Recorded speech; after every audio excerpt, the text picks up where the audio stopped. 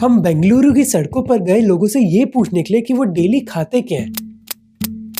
तो उन्होंने कहा नाश्ते में वो ये खाते हैं, dosa, idli, all those things. Upma, avalakki, idli, dosa, bread omelette.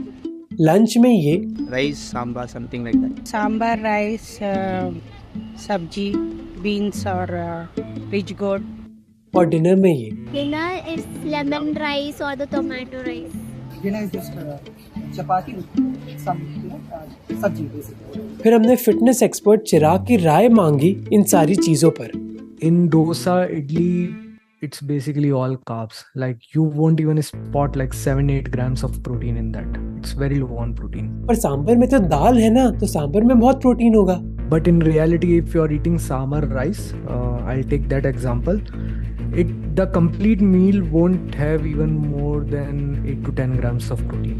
Actually, you need 40 grams of protein, so you are around eating just 8 to 10 grams of it. अब सांबर नहीं तो ब्रेड ऑमलेट में तो प्रोटीन होगा ही होगा। Yeah, omelette is fine, but then again, if it is cooked in too much of oil or the guy is using too many of bread slices, then again it's a problem. Summary में most चीजें जो हम खाते हैं वो protein rich नहीं बल्कि carbohydrate rich होती हैं, और ये प्रॉब्लम कई इंडियंस के साथ है। 2017 की एक स्टडी ने दिखाया कि 73% इंडियंस प्रोटीन में डेफिशिएंट होते हैं। इनफैक्ट रिसर्च ने दिखाया कि दूसरे एशियन देशों के कंपैरिजन से इंडिया में प्रोटीन कंजम्पशन सबसे कम है, जिसकी वजह से 71% इंडियंस बुरी मसल हेल्थ से गुजरते हैं। इसके पीछे एक मेजर कारण है कि हम समझते ही नहीं कि प्रोटीन हमारी बॉडी के लिए कितने जरूरी है और किन चीजों से हमें प्रोटीन मिल सकता है। अगर हम ये मानते रहेंगे कि दाल एक अच्छी सोर्स है प्रोटीन की, तो हम ये प्रोटीन प्रॉब्लम को कभी सॉल्व कर ही नहीं पाएंगे। सबसे पहले बात करते हैं कि प्रोटीन्स होते क्या हैं। प्रोटीन सिंपली बोलूं तो कॉम्प्लेक्स मॉलिक्यूल्स होते हैं जो हमारी बॉडी को दो तरीके से मदद करते हैं। पहली चीज है हमारी बॉडी को मेंटेन और रिपेयर करने की।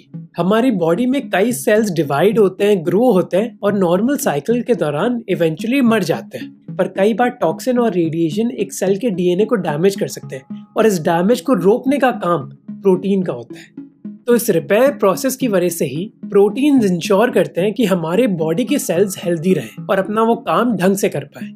रिपेयर और मेंटेनेंस के अलावा प्रोटीन कई बीमारियों से भी बचाते हैं। जैसे केराटिन प्रोटीन हमारी स्किन का पार्ट होता है और हमारी बॉडी का वो फर्स्ट लाइन ऑफ डिफेंस होता है, जिससे कई माइक्रो ऑर्गेनिजम्स जैसे बैक्टीरिया और वायरसेस हमारी बॉडी में घुस ना पाए। अगर बाय चांस ये बैक्टीरिया और वायरस हमारी बॉडी के अंदर घुस जाते हैं तो उसकी वजह से कई बीमारियां हो सकती हैं। हमारी बॉडी का जो इम्यून सिस्टम होता है वो इन बैक्टीरिया और वायरस से लड़ने के लिए एंटीबॉडीज क्रिएट करता है, और इन एंटीबॉडीज को प्रोड्यूस करने में एक बहुत बड़ा पार्ट होता है प्रोटीन्स का। जैसे प्रेगनेंसी के दौरान अगर कोई मदर ढंग का प्रोटीन नहीं खाती या फिर पहले 2 साल की उम्र में किसी बच्चे को ढंग का प्रोटीन नहीं मिलता, तो अच्छी प्रोबेबिलिटी होती है कि एक बच्चे को लाइफ लॉन्ग कॉम्प्लिकेशंस हो सकती हैं। जैसे उनका ब्रेन साइज नॉर्मल साइज से कम हो सकता है। ओल्ड एज में भी अगर कोई भी इंसान प्रोटीन ना खाए तो हमारी बॉडी ज्यादा टाइम लगाती है किसी भी बीमारी से रिकवर करने के लिए।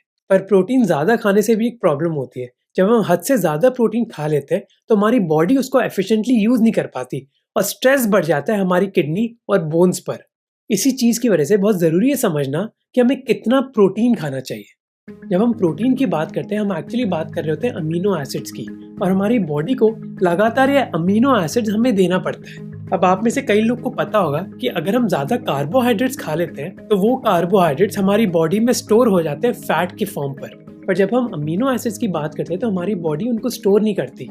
या तो हमारी बॉडी टॉयलेट के जरिए उसको एक्सक्रीट आउट कर देती है, यानी कि बॉडी से बाहर निकाल देती है, या फिर हमारी बॉडी अमीनो एसिड्स को एनर्जी के रूप में यूज करती है। क्योंकि अमीनो एसिड्स हमारी बॉडी में स्टोर नहीं हो रहे होते, इसलिए हमें लगातार अमीनो एसिड्स की जरूरत पड़ती है। अब हमारी बॉडी को चाहिए होते हैं 20 अमीनो एसिड्स, पर इनमें से बस 11 ही हमारी बॉडी प्रोड्यूस कर पाती है।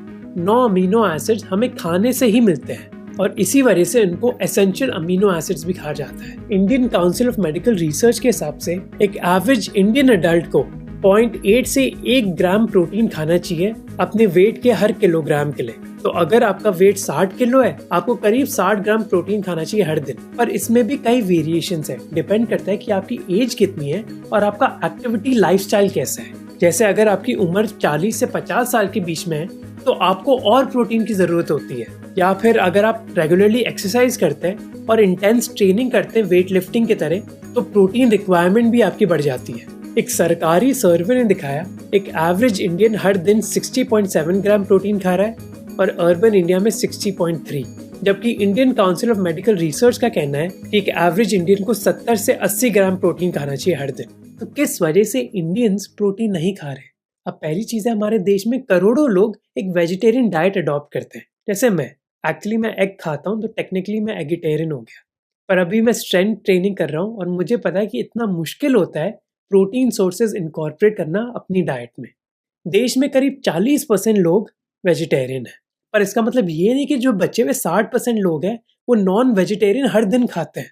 इनफैक्ट उन लोगों में से 81% लोग कुछ ना कुछ रिस्ट्रिक्शन जरूर रखते हैं अपने मीट कंजम्पशन पर, चाहे वो ट्यूसडे को मीट ना खाना हो या फिर थर्सडे को। बस 3 से 6% इंडियंस हैं जो मीट या फिर अंडे एक डेली बेसिस पर खाते हैं। और इंडियन वेजिटेरियन डाइट में प्रोटीन कंजम्पशन कम होता है। जैसे डॉक्टर मनोज वितलानी, जो अहमदाबाद में एक सीनियर कंसल्टेंट फिजिशियन है, वो कहते हैं कि हमारी डाइट मोस्टली कार्बोहाइड्रेट रिच होती है, रोटी या फिर चावल, और जो सब्जियां और ग्रेन्स भी हैं उनमें भी ज़्यादा प्रोटीन होता नहीं है। नॉन वेजिटेरियन डाइट में प्रोटीन हासिल करना ज़्यादा आसान होता है। इसके पीछे 2 कारण हैं। पहली चीज़ है कि मीट में सारे जो 9 एसेंशियल अमीनो एसिड्स होते हैं वो उनमें प्रेजेंट होते हैं, जबकि कई वेजिटेरियन प्रोटीन सोर्सेज में लाइसिन्स जैसे ज़रूरी अमीनो एसिड्स मिसिंग होते हैं। दूसरा कारण है कि नॉनवेज खाने में प्रोटीन की क्वांटिटी भी अच्छी खासी होती है। जैसे चिकन के 2 पीसेस में आपको करीब 60 ग्राम प्रोटीन मिल जाएगा, जबकि 60 ग्राम प्रोटीन खाने के लिए आपको करीब दाल के 3 कप खाने होंगे, और 3 कप दाल खाना इतना आसान नहीं होता है। किसी भी खाने की प्रोटीन डेंसिटी हम चेक कर सकते हैं कि उस 100 ग्राम के खाने में कितना प्रोटीन होता है, और ये जो प्रोटीन डेंसिटी है ये नॉन वेजिटेरियन सोर्सेज में ऑन एवरेज ज़्यादा है। पर क्या इसका मतलब है कि वेजिटेरियन लोगों को प्रोटीन मिल ही नहीं सकता? नहीं मिल सकता है। और वो बता रही थी कि आप वेजिटेरियन हैं। हाँ जी, मैं वेजिटेरियन हूँ। आप फिर भी इतने फिट रहते हैं। ये पता नहीं, गलत फहमी है कि वेजिटेरियन में प्रोटीन नहीं मिलते, गलत फहमी है। पिछले 6 महीने से मैं एक प्रोटीन हैवी डाइट खा रहा हूँ, क्योंकि मैं स्ट्रेंथ ट्रेनिंग कर रहा हूँ। हर दिन करीब 100 से 150 ग्राम मैं प्रोटीन खा रहा हूँ। तो ये मुमकिन है, बस आपको पता होना चाहिए कि आपको कौन सा खाना खाना चाहिए। प्रॉब्लम ये है कि हमें इसके बारे में जानकारी ही नहीं है। ये ऐड याद है आपको? छोटो मोटो Pappu Raju Monday to Sunday, दिन या रात खाओ साग अंडे ही अंडे। ये 1980s का एक पॉपुलर जिंगल था जो बनाया गया था ताकि इंडियंस ज्यादा अंडे खाएं। संडे हो या मंडे, रोज खाओ अंडे। क्योंकि उस समय कई इंडियंस मानते थे कि गर्मियों में अगर अंडे खाएंगे तो डाइजेस्टिव सिस्टम खराब हो जाता है, और ऐसी कई प्रॉब्लम्स आज भी है। जैसे 2020 के एक सर्वे ने दिखाया कि करीब 70% इंडियन मदर्स मानती हैं कि प्रोटीन को डाइजेस्ट नहीं किया जा सकता, उससे वेट बढ़ जाता है, या फिर प्रोटीन बस बॉडी बिल्डर्स की वजह से ही है। और ऐसी गलत फहमी को दूर करना बहुत ज़रूरी है, क्योंकि हमारे घरों में अल्टीमेटली मदर्स ही डिसाइड करती हैं कि किचन में बनेगा क्या। ये लड़ाई मैं खुद झेल चुका हूँ, जहाँ क्योंकि मैं स्ट्रेंथ ट्रेनिंग करना चाहता था और मैं अपना प्रोटीन कंजम्पशन बढ़ाना चाहता था, उस चीज़ के लिए मुझे कई लड़ाइयाँ करनी पड़ी अपनी मदर के साथ कि भाई मुझे तो प्रोटीन खाने दो। उनको कन्विंस करना कि मेरे पनीर को डीप फ्राई मत करो क्योंकि उससे मेरा कैलोरी इंटेक बढ़ जाएगा, बहुत मुश्किल चीज़ थी, पर अल्टीमेटली मैं उनको परसुएट कर पाया। तो ये एक ऐसी लड़ाई है जो हम सबको लड़नी ही पड़ेगी। पहली चीज़ है कि हमें ये नहीं पता कि हमें कितना प्रोटीन चाहिए। जैसे 2017 की एक स्टडी ने दिखाया कि 93% इंडियंस को यही नहीं पता कि आइडियल प्रोटीन रिक्वायरमेंट क्या होती है। और ये चीज़ सॉल्व भी हो जाए तो लोगों को ये नहीं पता कि प्रोटीन सोर्सेज कौन सी अच्छी होती है वेजिटेरियंस के लिए। वेजिटेरियंस के लिए प्रोटीन्स के अच्छे सोर्सेज हैं पनीर, टोफू और तेम्पे, पर अनफॉर्चुनेटली प्रोटीन अभी भी वेजिटेरियंस के लिए बहुत मुश्किल है। ये मेरी ज़िंदगी का सबसे बड़ा स्ट्रगल रहता है। तो मैं अपने प्रोटीन कंजम्पशन को सप्लीमेंट करता हूँ वे प्रोटीन खाकर, पर इंडिया में कई वे प्रोटीन ब्रांड्स को भी हम ट्रस्ट नहीं कर सकते। जैसे 36 प्रोटीन पाउडर्स एनालाइज करे थे एक रिसर्च स्टडी ने, जिसने दिखाया कि 70% प्रोटीन पाउडर्स में गलत इन्फॉर्मेशन दी गई थी। इन दिक्कतों की वजह से जहाँ भी मैं ट्रैवल करता हूँ मैं अपने प्रोटीन पाउडर के साथ ट्रैवल करता हूँ और कई स्नैक्स भी एक साथ लेकर जाता हूँ, जैसे एडेमामे जिनमें हाई प्रोटीन डेंसिटी होती है, क्योंकि मुझे पता है एज ए वेजिटेरियन कहीं भी आपको बाहर प्रोटीन हैवी खाना नहीं मिलेगा। ग्रेनोला बार्स अपनी पैकेजिंग में ज़रूर बोलेंगे कि हम प्रोटीन बार है, पर जब आप न्यूट्रिशन लेबल पढ़ोगे तो उधर प्रोटीन कम और एडेड शुगर ज़्यादा होगा। ये बात भी मुझे कई सालों बाद ही पता चली थी कि जो लेबल पर लिखा होता है वो ज़रूरी नहीं है कि एक्चुअली उस खाने में होगा, क्योंकि लेबल पढ़ना तो किसी ने मुझे सिखाया नहीं था। तो जब वेट बढ़ने लगा तब मुझे पता चला कि एडेड शुगर होता क्या है। और जब आप लेबल पढ़ना स्टार्ट करोगे आपको पता चलेगा कि जब भी आप किसी किराने स्टोर पे जाओगे तो मोस्टली जो वो बेचते हैं पैकेज फूड वो एकदम बकवास खाना होता है। जैसे रतिका से देखिए कि उनका एक नॉर्मल डे कैसा होता है। मैं सुबह 7 o'clock उठती हूँ, फिर उसके बाद I get ready for my work, I cook food for my husband, then I go to my office, I come back after I talk to someone, 10 to 6 start my work, 10 to 7 morning, then I go back home, I probably my laptop, 2 से 3 घंटे मैं every day, I go home, sit, then again I make some tea and then breakfast, the other day. So पूरा routine पूरा काम में और office में ही मेरा जाता है। मोस्ट अर्बन इंडियंस की भी ऐसी ही जिंदगी है, जहाँ वो अपने काम और पर्सनल जिंदगी में बहुत बिजी है, खाने के लिए टाइम नहीं मिलता, इस वजह से वो रिलाई करते हैं पैकेज फूड में। अब पैकेज फूड लोगों का टाइम भी बचा देता है और सस्ता भी होता है। 2022 की एक रिपोर्ट ने दिखाया था कि 71% इंडियंस एक हेल्थी डाइट नहीं खा सकते। और फैक्ट ये कि अगर आप प्रोटीन कंजम्पशन अपना बढ़ाना चाहते हो तो उस वजह से आपको ज़्यादा पैसा खर्च करना पड़ता है। जब बजट टाइट होगा तो प्रोटीन के बारे में कौन सोचेगा। तो हम इस लैक ऑफ अवेयरनेस और नॉलेज की प्रॉब्लम को कैसे फिक्स कर सकते हैं? पहली चीज़ है कि हमें ब्रॉड लेवल पर एक स्टेप लेना होगा। Education is very important in this aspect. Other thing is government should take some initiative. They should be running some slogans, some campaigns about the protein intake, just like they ran this Swachh Bharat thing. It should be everywhere. Then only we will be able to fight our protein deficiencies of this country. पर इसके अलावा हम एक individual level पर भी कई कदम उठा सकते हैं। किसी भी प्रॉब्लम को सॉल्व करने का पहला स्टेप है ये रिकॉग्नाइज करना कि एक प्रॉब्लम है। कई रिसर्च स्टडीज ने क्लियरली दिखाया कि इंडियंस का प्रोटीन कंजम्पशन बहुत कम है।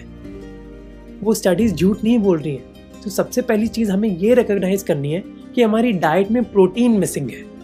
जब ये आपने मान लिया फिर आपको देखना है कि आपका प्रोटीन कंजम्पशन कितना हो रहा है और फिर उसके हिसाब से आपको क्या खाना चाहिए। इंग्लिश में एक बहुत पॉपुलर स्टेटमेंट है कि you can not solve anything that you don't measure. अगर आप किसी चीज़ को मेजर नहीं कर रहे तो आप उसको सॉल्व कैसे कर पाओगे। तो दूसरा स्टेप है कि मेजर करो कि आपका प्रोटीन कंजम्पशन कितना है। अब मैं इस बारे में बहुत कॉन्शियस हूँ, से मैं हर चीज वे करता हूँ। आपको उतना एक्सट्रीम करने की जरूरत नहीं है। हाँ, आप ये 3-4 दिन के लिए जरूर कर सकते हैं ताकि आपको ये पता चल जाए कि आपका ऑन एवरेज डेली कंजम्पशन कितना है। फिर आपको ये देखना है कि आपको कितना प्रोटीन खाना चाहिए। अपनी फिजिकल एक्टिविटी और एज के हिसाब से आपको डिसाइड करना है कि पर केजी बॉडी वेट आपका प्रोटीन कंजम्पशन कितना होना चाहिए। जब आपको ये पता चल जाए कि आपका करंट कंजम्पशन कितना है, टारगेट कितना है, फिर आपको देखना है कि आपको क्या खाने की जरूरत है ताकि आपका करंट कंजम्पशन और टारगेट सेम हो जाए। अब अगर आप नॉन वेजिटेरियन हो तो उस चीज़ को सॉल्व करना ज़्यादा आसान होता है। अगर मेरी तरह आप वेजिटेरियन या फिर एगिटेरियन हो तो ट्राई करो कि होल फूड से आपको सबसे ज़्यादा प्रोटीन मिले, चाहे वो पनीर हो, सोया हो, तेम्पे हो, टोफू हो या फिर अंडे हो। और अगर इन चीज़ों से कवर ना हो तो वे प्रोटीन ट्राई करो। अब हो सकता है कि जो पहला वे प्रोटीन आपने ट्राई किया वो आपकी बॉडी से एडजस्ट ना हो। ये मेरे साथ भी हुआ था। तो डिफरेंट ब्रांड्स ट्राई करो और जो आपके बॉडी को सूट करे वो यूज़ करने लग जाओ।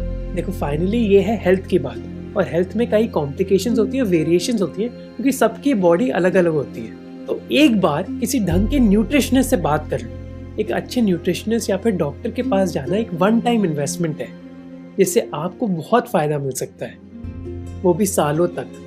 तो ये वन टाइम इन्वेस्टमेंट कर लो। तो अगर आपको ये वीडियो अच्छा लगा, ट्राई हेल्थ के यूट्यूब चैनल को सब्सक्राइब करना, क्योंकि ट्राई के साथ मैं ऐसी कई और हेल्थ रिलेटेड वीडियोस लेकर आ रहा हूँ उनकी हेल्थ चेक सीरीज़ में। तो चेकआउट करना मत भूलना।